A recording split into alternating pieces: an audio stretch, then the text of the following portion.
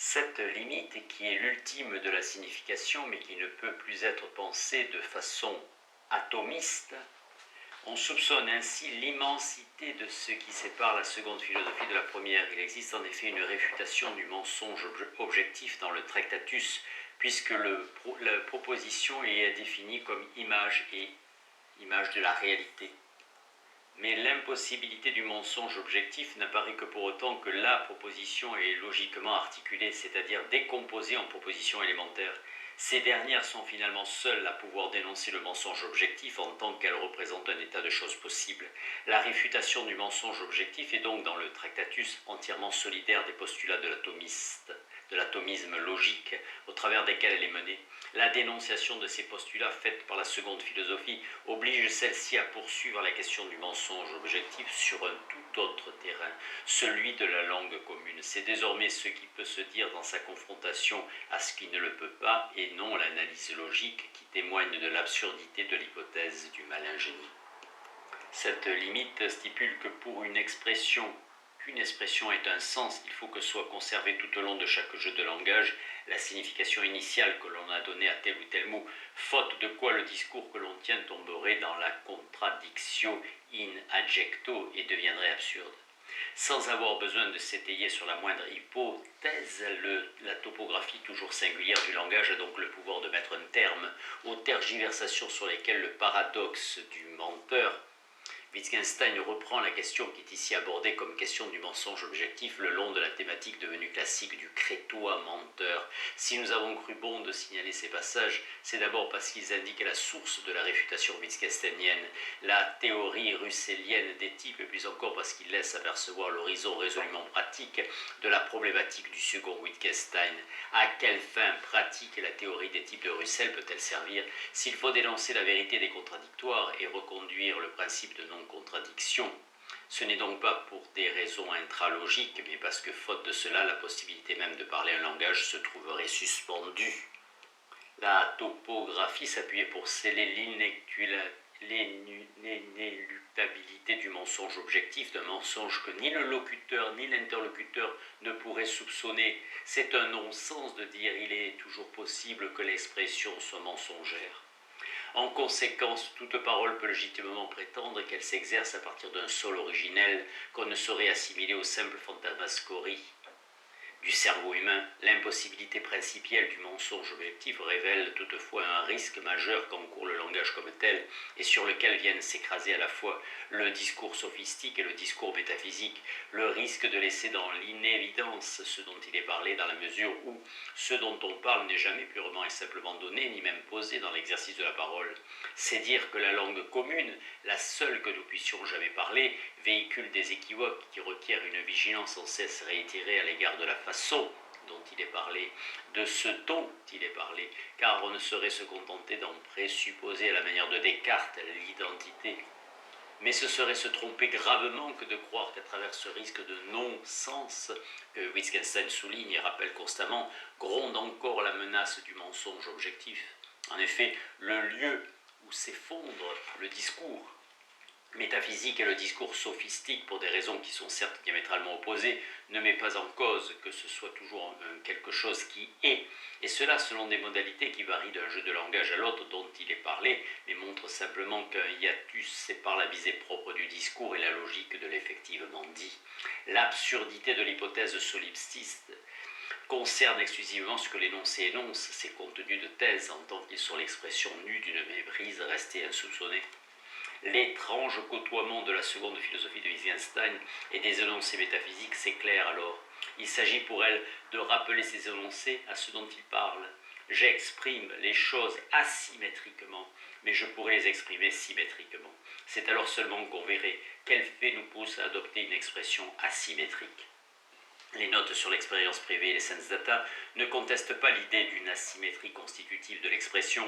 Elles ne cherchent pas à réformer ou épurer le langage de la quotidienneté, mais refusent l'interprétation substantielle que la métaphysique fait de cette situation lorsqu'elle tente de montrer que cette asymétrie est ce au travers de quoi se laisserait apercevoir l'essence de l'expérience.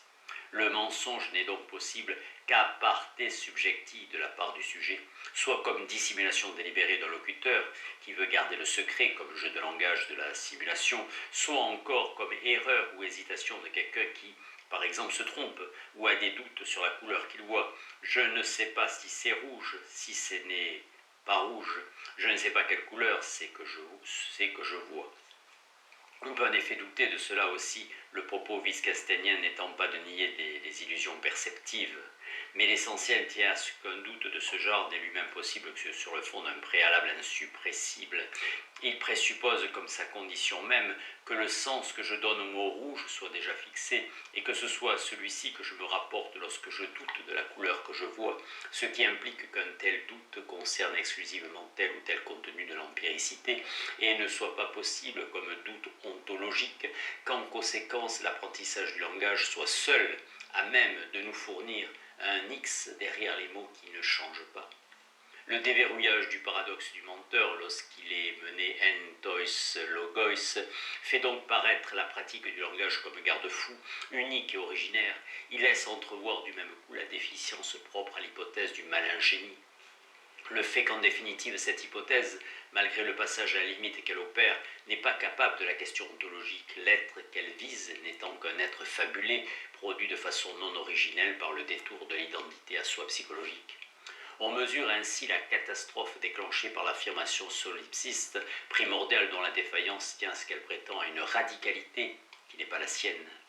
Lorsque cette affirmation suspend les prétendues évidences du sens commun pour les passer au crible, prise d'une cécité soudaine, elle reconduit dans sa forme nue le présupposé qui les contenait toutes, l'évidence du caractère purement indicatif du signe qui l'oblige à inventer à la parole un ancrage non langagier. C'est là le postulat massif de toute métaphysique, un postulat qu'Augustin livre sous sa forme nue au livre 8 des Confessions, lorsqu'il raconte comment il aurait appris le langage. Je saisissais les mots avec ma mémoire quand on nommait un objet quelconque et que le mot articulé déterminait un mouvement vers cet objet. J'observais et je retenais qu'à cet objet correspondait le son qu'on faisait entendre quand on voulait le désigner, et finit par supprimer toute possibilité pour la philosophie de poursuivre effectivement sa question initiale. L'antre de Mnémosyne, où la métaphysique tout entière vient s'enfoncer pour retrouver ce qu'elle prend pour le chemin vers l'être, n'en est en effet qu'un avatar d'où l'être s'est déjà absenté. La circularité de la recherche métaphysique du fondement éclate alors.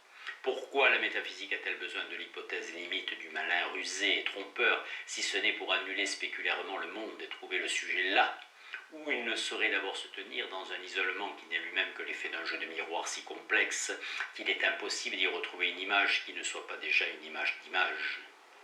La représentation, lorsqu'elle est tenue pour le mode d'accès originel au monde, condamne la pensée à ne plus pouvoir rencontrer celui-ci que comme image de simulacre et ou simulacre d'image. Ou encore le partage dedans, dehors, artifice fondateur de la métaphysique et l'avorton d'un vertige du spéculaire qui supporte l'ensemble des énoncés métaphysiques et les condamne à ne pouvoir faire autre chose que déployer ad infinitum, à l'infini, de façon parfaitement tautologique, les mille facettes du miroir étrange que l'affirmation solipsiste, primordiale leur temps. En quel sens le langage est-il le garde-fou unique et originaire ? Ces notes nous mettent sur le chemin de cette question. Mais n'êtes-vous pas en train de négliger quelque chose, l'expérience ou quelque nom que vous puissiez lui donner, presque le monde derrière les simples mots? Ici cependant le solipsisme nous apprend quelque chose. Il est cette pensée qui est en voie de détruire une telle erreur, car si le monde est une idée, il n'est idée de personne. Mais c'est ce que le solipsisme ne va pas jusqu'à dire. Il tourne court et dit que le monde est mon idée.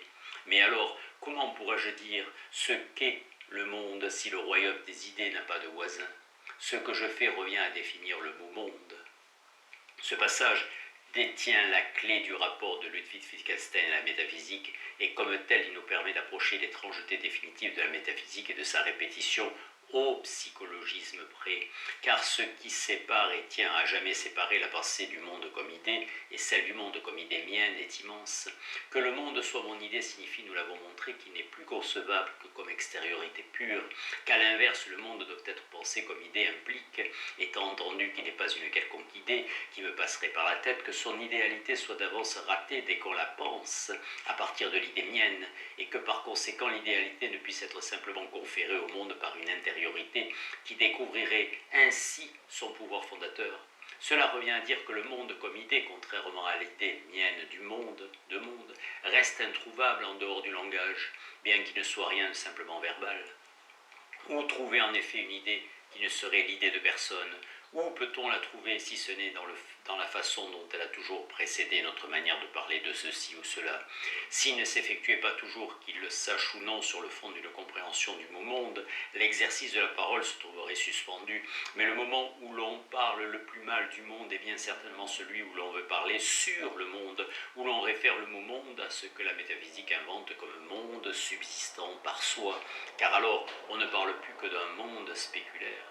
Le monde n'est pas ce que le discours a pouvoir de prendre en vue. Il appartient donc à la philosophie de choisir entre l'impasse d'une compréhension du monde qui reste une Weltanschauung et ne fait que répéter les présupposés que véhiculent les discours positifs d'une époque et une compréhension du monde effectivement pensante qui n'est telle que pour autant qu'elle est menée dans l'élément du langage et s'interdit de le quitter. En définitive, si le discours de la métaphysique a toujours déjà quitté ce dont il prétend parler, c'est qu'il profère un langage qui ne peut pas se parler, un langage spéculatif, parce que purement spéculaire, où vient se loger l'illusion théorique comme telle, ainsi que les notes sur l'expérience privée et les sense data n'ont de cesse de le rappeler. Ce que je montre révèle ce que je vois. En quel sens le fait-il? L'idée est ici que vous pouvez maintenant regarder, pour ainsi dire, à l'intérieur de moi, alors que je ne vous révèle que ce que je vois qu'à travers un jeu de révélation-dissimulation qui se joue entièrement avec les signes d'une seule catégorie, directe-indirecte. Nous devons être clairs sur la manière dont nous usons de la métaphore de la révélation dehors et dedans, faute de quoi nous serons tentés de chercher un dedans au-delà de ce qui, dans notre métaphore, est le dedans.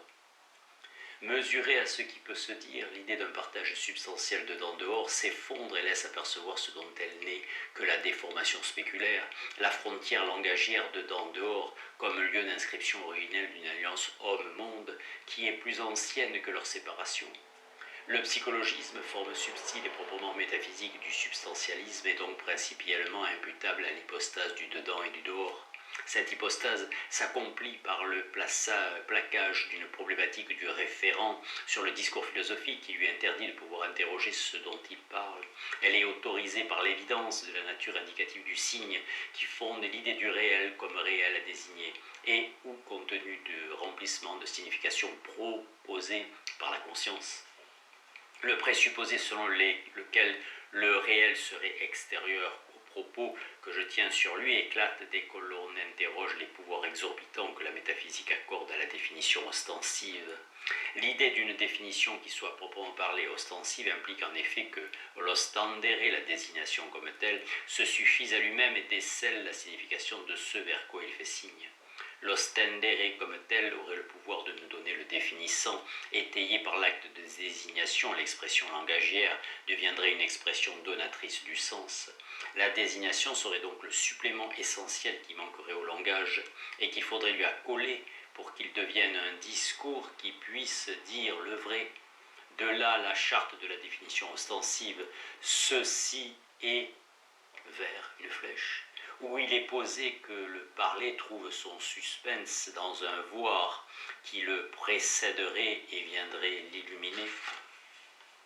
Mais si l'on poursuit plus avant la question de la définition ostensive et de sa tentative de destituer le langage de toute prétention ontologique, on s'aperçoit très vite qu'elle comporte une équivoque restée inaperçue, car en même temps que la métaphysique s'efforce de réduire l'exercice du langage à une pratique toute en expressivité, elle n'en avance pas moins l'idée d'une correspondance du mot et de la chose, et d'une adéquation qui contrevient par avance à tout ce qu'elle prétend établir, le mot ne pouvant être à la fois ersatz et image de la chose.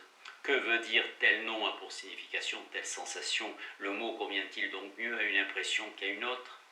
Ainsi aperçu dans son équivocité, le discours métaphysique nous livre le fondement non spéculaire de l'interprétation qu'il donne de la question de la symétrie. Si ce discours se croit autorisé à parler d'intériorité fondatrice et autosuffisante, ce n'est que pour autant qu'il considère par avance la symétrie caractéristique de notre mode d'expression comme un reflet de la nature des choses. En fin de compte, la parole métaphysique est proférée par une voix blanche qui ne parle que pour autant qu'elle déchiffre le grand livre du monde et exprime dans l'élément du langage ce qu'elle a préalablement découvert, non sans quelque effarement dans ce livre étrange. Tout cela, on le voit, se supporte du primat inconsidéré que la métaphysique accorde au voir et fait écran à la tentative initiale de poser la question de l'être et de l'être de la langue. Il faut en effet présupposer le voir comme pur et premier pour faire commencer l'acte propre du langage à la définition ostensive. Mais à tenir la définition ostensive pour le point de sa suture qui réunirait le voir et le dire, tout en les laissant à leur étrangeté respective, on se condamne à ne plus pouvoir la penser que comme acte magique. La théorie métaphysique de la définition ostensive comporte en effet une curieuse omission. Tout affairé qu'elle ait à établir le prédicat, elle reste muette sur le ceci. Or, un tel mutisme laisse ce dont il est parlé dans l'indétermination et le condamne à ne jamais advenir dans le discours de la métaphysique que sous une forme secondarisée et déjà recouverte. Une telle non-détermination est donc catastrophique. Elle supprime toute forme d'assurance sur l'attribution du prédicat rouge à tel ou tel sujet, dans la mesure où elle élude la question de savoir comment le mot rouge peut être entendu comme nom de couleur. Si le sujet de l'énoncé est seulement compris comme objet prédonné dans le pur voir, il est en effet toujours possible que j'entende le mot rouge comme définition de la figure et non de la couleur, de ce que l'on me montre du doigt, car comment pouvons-nous désigner la forme et non la couleur ? Une telle possibilité cependant laisserait ouverte la menace du mensonge objectif, le non-sens qu'elle recouvre étant aux yeux d'une grammaire philosophique au moins aussi grave que celui de la composition, un rouge ou et. Wittgenstein substitue à l'idée grammairienne de la grammaire l'idée d'une grammaire régionale, attentive à dégager des différences conceptuelles et à faire ainsi paraître que la possibilité pour un langage d'être parlé se fonde non seulement sur la correction syntaxique, mais aussi sur la façon toujours singulière dont il est parlé. Ce qui veut dire d'abord qu'on ne saurait identifier à la manière de la métaphysique le définissant au référent, parce que celui-ci reste dans l'indétermination du purement visuel et ne peut en conséquence rien nous révéler. La définition ostensive ne peut donc rien définir.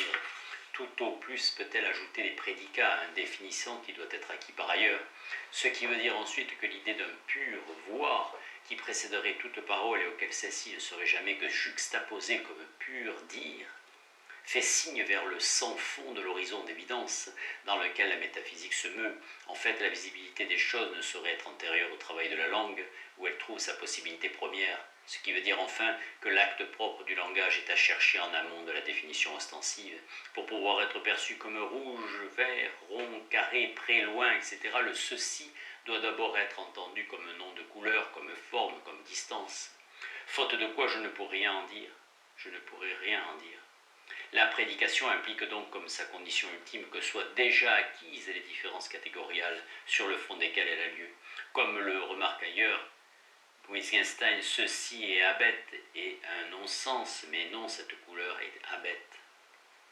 Il n'est de signification que comme élément différentiel dans le réseau de signes, ou encore si le monde est une idée, il n'est pas une idée générale et se dévoile de façon toujours singulière au travers des différentes catégories qui en dégagent, à chaque fois un eidos particulier, ce pourquoi dans la perspective wittgensteinienne, définir le mot monde ne veut rien dire d'autre qu'établir la cartographie des jeux de langage. Ou chercher en effet ces différentes catégories qui à proprement parler ne sauraient être quelque part qui débordent et dénoncent à la fois l'idée du monde comme datum ultime. Où peut-on les chercher si ce n'est au niveau de la question de l'apprentissage du langage ? De fait, la question de l'apprentissage est décisive et elle revient immanquablement dans tous les textes que Wittgenstein écrivit après 1930.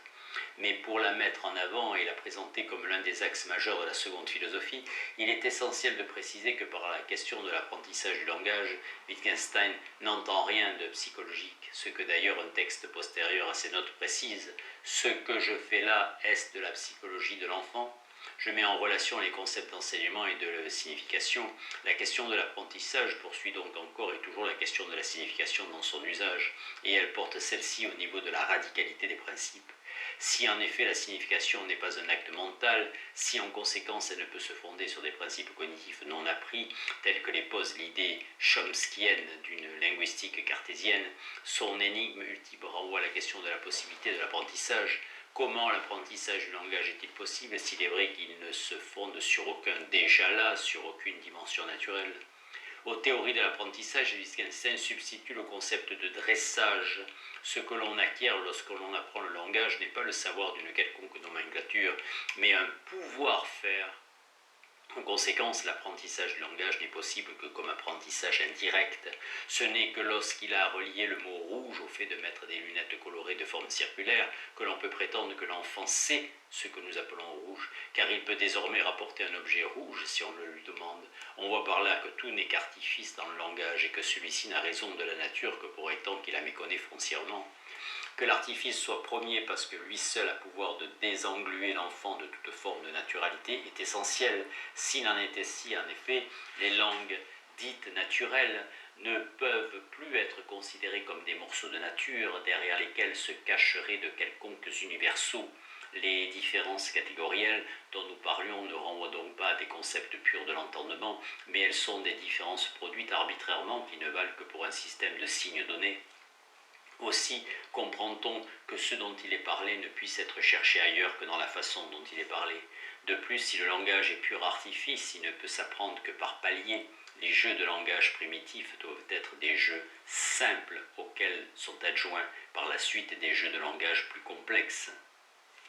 Que les jeux de langage primitifs soient dits simples ne veut pas dire qu'ils sont simplifiés ni même élémentaires. En effet, ils rendent compte de la possibilité de l'usage du langage, ce qui veut dire qu'ils se suffisent à eux-mêmes et doivent être tenus pour des jeux de langage complets. On ne peut dire « ceci m'a l'air rouge » avant d'avoir appris ce que c'est que rouge.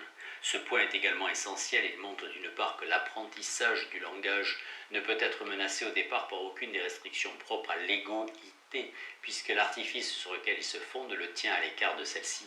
Il révèle d'autre part, par-delà la fonction de désignation où la métaphysique avait enfermé le langage, la fonction apophantique de la parole exercée, de ce que Wittgenstein appelle le jeu de langage.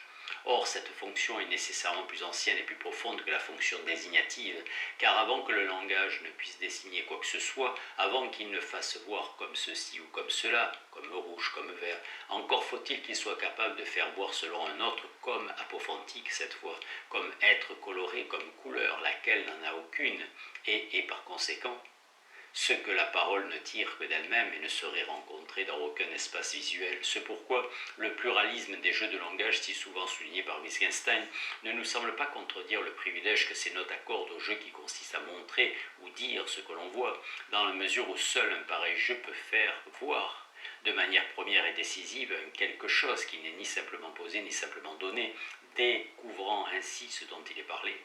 Le privilège de ce jeu de langage primitif tient assurément à sa fonction fondatrice, au fait qu'il constitue la réfutation en tois logos de l'hypothèse du mensonge objectif. Si en effet le jeu qui consiste à montrer ou dire ce que l'on voit ne se fonde sur aucun voir antécédent, il est sur une interprétation originelle en même temps qu'originale de la réalité d'un réel, qui n'est découvert que pour autant qu'il est interpellé. Il évacue donc la possibilité du mensonge qui ne peut intervenir que plus tard au niveau du faire voir comme ceci ou comme cela purement désignatif. Les jeux de langage qui comportent l'expression de ce que l'on sent sont fondés sur des jeux formés d'expressions dont on ne dit pas qu'elles peuvent mentir. Une fois rendu à sa fonction fondatrice, l'exercice de la parole laisse apercevoir la force qui lui est propre, cette force en laquelle nous avions reconnu le philosophique comme tel et dont la marque propre tient au pouvoir d'éconduire le réalisme sous toutes ses formes, qui est celui de toute parole effectivement exercée. Car l'acte propre du langage dont nous venons de surprendre le premier balbutiement ne s'adosse à aucun réel subsistant par soi. Dans l'exemple d'apprentissage indirect que décrivent ces notes, le support visuel ne saurait fonctionner comme un référent. Le rouge y est bien appris comme couleur d'objet, mais il ne peut être interprété de façon métaphysique que comme couleur que la chose imprime en moi. Il n'est appris comme couleur d'objet que pour autant qu'il est appris en même temps comme nom de couleur et se dévoile par un jeu de pure différence, circulaire, elliptique, rouge-vert. Ce qui veut dire que le référent est d'abord absent, que le prédicat est le sujet, avant de pouvoir être prédicat d'un sujet ou sujet d'un prédicat doit être articulé de façon catégoriale. On aperçoit ainsi la source unique de toutes les erreurs métaphysiques. C'est en effet pour n'avoir même pas soupçonné cette articulation du langage, première et fondatrice de sa pratique, que la métaphysique a cru en toute naïveté que le langage avait pour unique finalité de véhiculer un savoir sur les choses, et qu'elle s'est finalement dévoyée dans l'affirmation solipsiste. L'idée d'une fonction exclusivement désignative du signe et la thèse de l'intériorité fondatrice ne sont donc pas étrangères mais profondément solidaires. Pour attribuer le soi de l'homme à l'ipséité d'un sujet pensant qui est en définitive parce qu'isolé serait moi, il faut en effet se méprendre sur l'être du langage, et cela pas moins que 2 fois. Il faut d'abord réduire le langage à n'avoir d'autre être que celui d'une dimension naturelle, car sans cela, on ne voit pas comment il pourrait rencontrer préalablement un moi lui-même, compris comme réalité naturelle, et exprimer des sensations, volitions, représentations, dubitations, etc., comme mienne. Il faut ensuite prétendre que le langage peut cependant s'échapper des restrictions idiotiques où il s'est primitivement constitué pour exprimer des significations pures et idéales que le non moins pur je du je pense rencontrerait dans l'autoposition qu'il fait de soi. Comment une telle escapade est-elle possible? Comment l'idée n'en serait-elle pas contradictoire? Voilà qui reste ininterrogé et même insoupçonné comme interrogation possible par les métaphysiques et qui est tout aussi énigmatique que la possibilité d'un élargissement du moi au je que présuppose le cogito cartésien. Si l'on veut remettre la métaphysique sur ses pieds, la remettre sur le chemin de son propos initial, il faut donc inlassablement la rappeler à la question de la possibilité de l'apprentissage du langage, où elle pourra faire l'épreuve de son manquement initial et où elle se verra finalement obligée de reconnaître que ce n'est peut-être un moi particulier, que ce n'est peut-être un moi particulier qui supporte l'expérience de la perception. S'il est une question dépourvue de signification, c'est bien celle qui s'énonce comme question du rapport du langage et de la réalité, car une telle façon de parler condamne la pensée à ne pouvoir jamais qu'alléguer on ne sait trop quelle expérience privée et interdit par avance tout questionnement authentique sur la réalité du réel. Elisabeth Rigal.